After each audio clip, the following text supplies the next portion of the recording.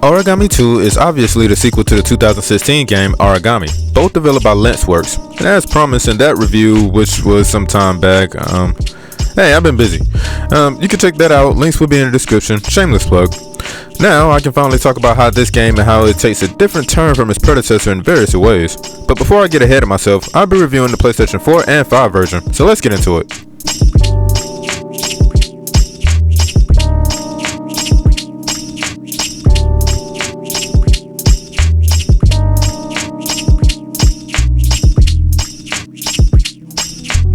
Aragami 2 takes place, I believe, a century later after the first game, where this village composed of those similar to our main character dwells in this place called Kagura Village. Unfortunately, this empire known as the Akashi Empire is threatening the peace of Kagura Village, let alone all those who come from all over Rashomon Valley. So to stop the Akashi is where you pretty much come into play. It's your job to go on missions to disrupt and stop the tyrannical empire from expanding, eventually ending them.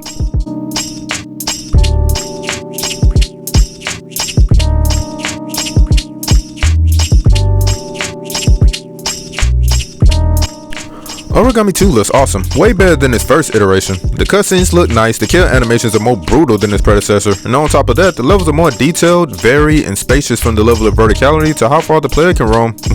It's definitely a welcome. Because in the first game, you were just placed in a small little section to work around. I mean, it's the same thing here, but at least here you have more of a variety to be creative in how you're going to approach situations. And while I'm still on the environment, yes, each of the levels look very beautiful and realized. However, it starts to lose its charm after the umpteenth time I keep saying it. See, one of the things about Aragami 2 that kind of sucks is that, yeah, you're going to keep seeing the same levels over and over again. You may have different objectives, but it's going to be the same level layout. Character models when it comes to the grunts that you kill off may seem a bit too copy and paste to a degree, but it serves its purpose of deducing what type of enemy and their behavior patterns one must be prepared for. What I do admire are the different styles of masks that are on the faces of the denizens of Rashomon Valley. It's like a perfect way to display their individuality while undoubtedly maintaining the fact of who and what these people are. Although it definitely reminded me of another game, sorta. The only drawback or criticism of Aragami 2 stems from this game when it handles a lot of things that are going on the screen at once. For the most part, it isn't a problem on the PS5 version, but it definitely is noticeable on the PS4 version. Proof of such can be seen within the NPC models when they are moving around in the background at a distance. It looks like they just go from walking to just moving like they're in the PowerPoint presentation. Overall, this game looks beautiful. The instant flair from which inspires this game is in full bloom. The customization and how you would want yourself to look adds more variety in regards to cosmetics. From a visual standpoint, this game does well.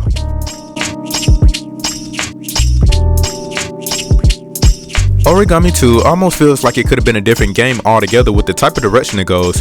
Think Monster Hunter, where the player occupies this hub area where he or she can buy costumes, character upgrades, weapons, items, and then when they're done, they can look up on this board to go on some sort of a mission. Once the mission is completed, they come back to this hub area and they do it all over again. To oversimplify this game's formula, that will be it within a nutshell. But really, it's not what the player does, but how they play that makes this game appealing. The first Aragami game was centered around stealth and using the shadows to your benefit. If you was caught, one attack from an enemy meant instant death for you. But unlike the first game that was more focused on a slow and methodical approach, this second outing retained some of the elements but made things a little bit more streamlined, fast-paced, and almost action-oriented. For example, you can now swing your sword when you want to, and now you can actually jump without having to rely on your shadow powers. Then to go a step further, you can actually double jump. Now if you haven't played the first title, you will know how much of a quality of life improvement this makes to the gameplay. Gone are the days where the main character had to rely solely on the shadow powers to do something physically simple. Other changes that was added to make this game different is the fact that even though stealth will be the best, you don't necessarily have to play it that way. You see, the player along with your enemies now actually have health bars, meaning that one hit won't mean an instant death. There is now a block and parry game mechanic that, from the looks of it, is now becoming very popular amongst the other games I've been playing recently. But I'll explain it. You and your opponents have this gauge that one could call your stamina bar, which can limit the number of swings or dodge rolls of a character. The bar can be depleted if attacked or if somebody constantly blocks while being attacked. Once that bar is completely gone, it's open season on that health bar, so the player could expect to be killed or at least take some heavy damage until it regenerates.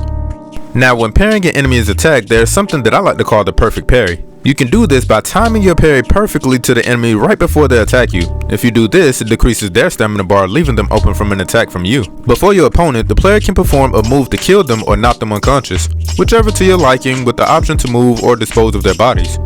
Now, just because this game has combat built into its DNA doesn't necessarily mean that it comes without its limitations. In my honest opinion, one of the main reasons why many people may end up failing missions when they get caught is because of the simple fact that one-on-one, everything is good, but when enemies come up on you and there's about like 2 or 3 of them, your chances of survival grows a little bit slimmer. Now, if you are moving around quietly, be aware of these triangle symbols because it will tell you when or if you're being detected.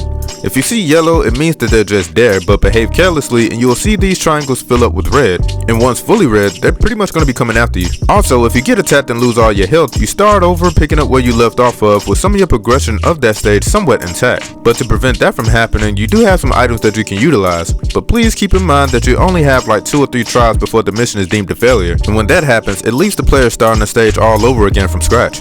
The type of enemies that you will be coming into contact are of course your normal enemies that walk around looking like a samurai or a ninja. These are the usual goons. Next to these are the armored watchers that's a little bit tough, but normally they just stand in one spot. Next are what I like to call the scouters that investigate the terrain from a high ground. And lastly, the most toughest that you can't kill, who are practically immoral, are your civilian snitches. These people pretty much just alert all the other warriors if they spot you. Now again, the player can choose the stealth way to play, and with the addition of this Batman detective mode, the player can easily know the location of the mission's objective and people are pretty much off. The shadows are still your best friend and the shadow techniques are quite handy, but for the most part the utilization of these skills will just have you zipping around areas quickly. This little gauge shows how much of your shadow powers are being used, and just like the first game, it replenishes once the player hides in the shadows. How you can tell you're hidden is when the player sees the character color palette change to all black. This can be very useful when you're trying to hide from enemies. Since I'm talking about these missions, most if not all will have the player fetching an item, unaliving somebody, or rescuing a person. Initially this sounds fun, but things get rather dull quickly when the player finds themselves revisiting the map layouts a multitude of times to the point where it can be completely memorized by the player. The saving grace is how the items and techniques that you have can increase the fun level of playing. You have projectiles like kunais and abilities to for whatever reason make lampposts explode, and the option of changing your clothes and other cosmetic attributes to your characters via the earning of this game's currency, and also skill points for your techniques. When you accumulate enough skill points, you can take it to one of your companions back at the hub world to acquire more new fun abilities. If you want to speed up the process, the player is offered the option to playing a mission on a harder difficulty. This will help you earn more experience. However, after the first completion, playing the same level again wouldn't offer the same amount of experience as the first completion. And while you're still in the hub world, I recommend talking to the NPCs to better flesh out the world and to explore your surroundings for more goodies. Aragami 2 is enjoyable to play, especially with another person. Oh yeah, didn't I mention that this game has multiplayer? Well, if you think playing by yourself is fun, try having a partner with you. But yeah, as far as the gameplay, yeah, Aragami 2 is fun.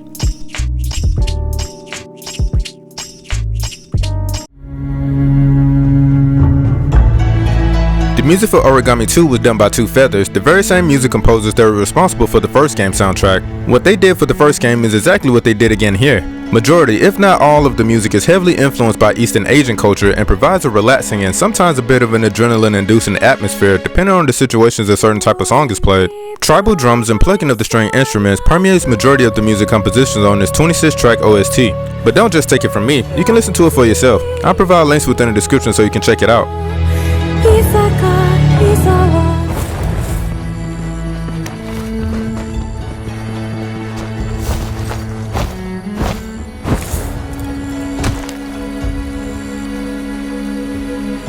One of the highlights of Aragami 2 is the sound design, bringing the natural atmosphere of being outside in the nighttime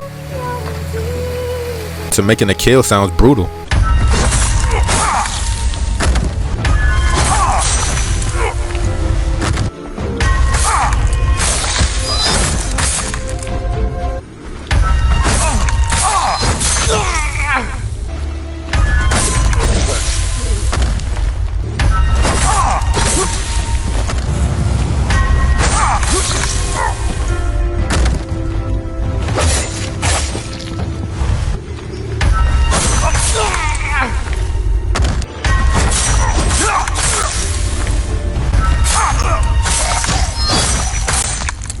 There's a little bit of voice acting going on, although the characters that speak just makes one sound less than 2 syllables to represent the dialogue you'll read via subtitles.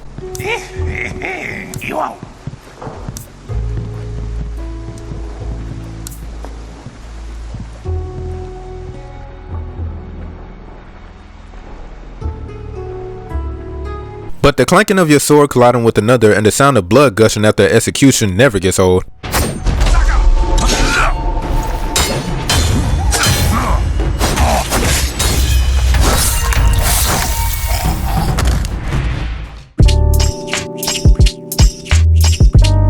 Aragami 2 overall is a fun game to play, and is somewhat of a love letter to stealth games like the beloved classic Tenchu. Although the story is a bit paper thin and the levels are repetitive, the controls, freedom, and the fun factor makes up for it, which makes this title way better than the first game. If by chance in the upcoming Assassin's Creed game, you know, the one that takes place in Japan when you play as ninjas, Aragami 2's game mechanics is something that I would probably want to see in that game. During the time of this review, it would be the last title that Lice will make before the developer studios will close down for good. Meaning that although the games are still available for purchase, Lice would no longer be making any more games. This definitely sucks, but at least these two titles would immortalize their contributions to the gaming community. And for that, thank you. But besides all of this, it'll be awesome for you to check out Aragami 2 for yourself. This title is now available for Steam, PlayStation 4 and 5, Xbox Series S and X, and Nintendo Switch for like $50. This game is definitely enjoyable and encourages the player to behave and conduct themselves in a well thought out manner. But until next time, be safe out there, and peace y'all. And don't forget to like and subscribe. Hit up that notification bell, and I gotta go.